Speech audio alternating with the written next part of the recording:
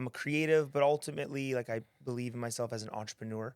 You know, growing up, no one said become an artist. It was a viable career.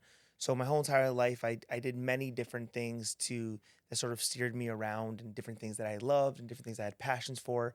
But art never really seemed as a realistic thing.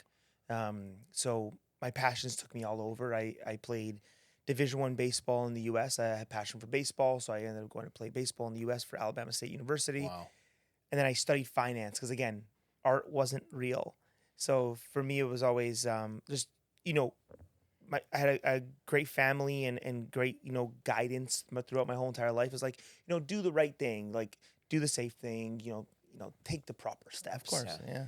Go to school, get a Go to job, school, rinse and repeat. get a Get a job. pension. But Yeah. proper steps for what? For security, There right? it is. And Yeah. that's what it is. But what the truth is, it's actually not even security for yourselves. It's actually security. What I've learned now, years later, is that when our loved ones tell us to, get that safe job, all they're doing, and I don't mean this in a mean way, but all they're doing is telling themselves at night that I gave Anthony the best societal norm advice. Right. And they can go to bed happy with that. Right. It didn't mean it was the best for Anthony, because ultimately it wasn't, or it didn't mean it was best for anyone, right? But when I tell my son, or like whatever it may be, hey, do this because this is society. This is even. This is okay. I'm actually saying that for myself. Yeah. It may not be best for the child, and I very not quickly, but eventually learned this, and I was like, well, let me just try. Like, what's the worst case scenario? Like, why don't I just try? So that was the transition after like 5-6 years in finance, just over 5 years. I was like, well, let me try this thing called art. And I was already doing it every night and weekend. And I was finally like, you know what, let me make this transition, and here we are today. Wow. Yeah.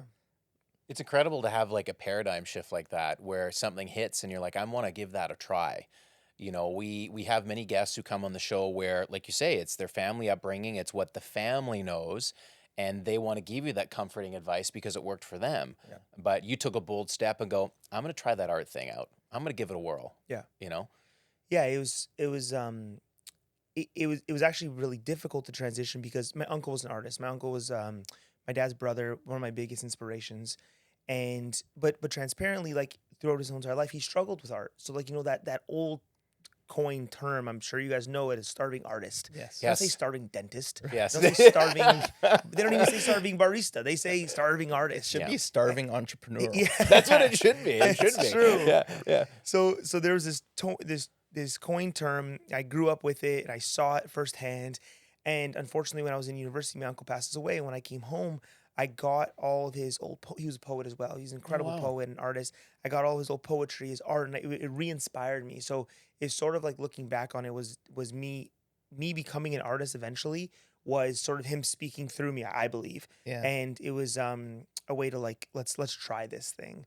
But yeah, that was another reason why it didn't seem realistic, because like I had the person I looked to the most, Right. outside of my parents, was like, it's probably not realistic. What was he doing I mean, he was other than art? yeah, like I just odd jobs, Odd jobs, just yeah. job. Like he was a bartender, and like he had a Right. bunch of different things. He was just a great person in society, but just had a bunch of jobs. Like he was a sales rep, and like I feel like but that's he what was most he artists was a do. creative and an entrepreneur. Like he had different patents for projects that he was creating.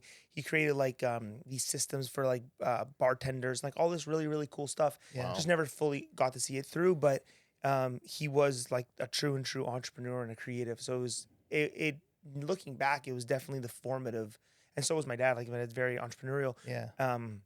But they both had sales jobs. They both had like structured careers, but like the root of them was, and I think that I just took it to the next level.